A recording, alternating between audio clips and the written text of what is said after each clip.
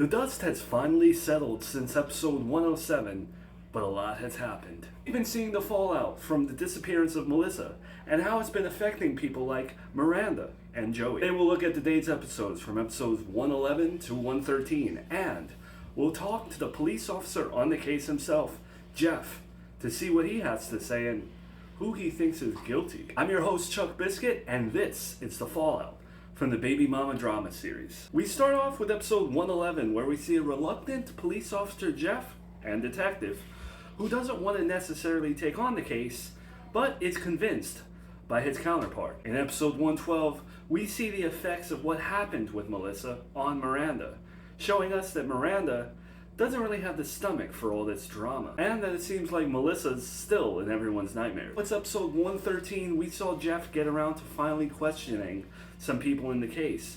No one's been named a suspect yet, but if things keep going this way, it does seem like someone will be named as a suspect. Who may it be?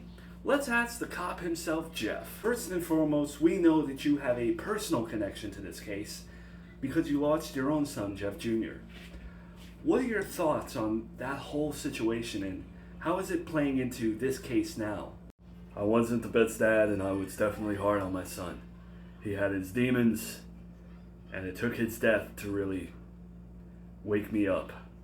In the recent episodes, we saw you question Miranda, and we're sure that you'll be questioning other people. Right now, can you tell us who your main suspect may be? I do have some suspects in mind. There are people who are more suspicious than others, but I'm not at liberty to say who. Now, I know you probably don't want to talk about this, but the audience may be interested. What's the situation with Mill? And what happened back then between you both that, well, we thought you died and you came back, and can you clear that up for us?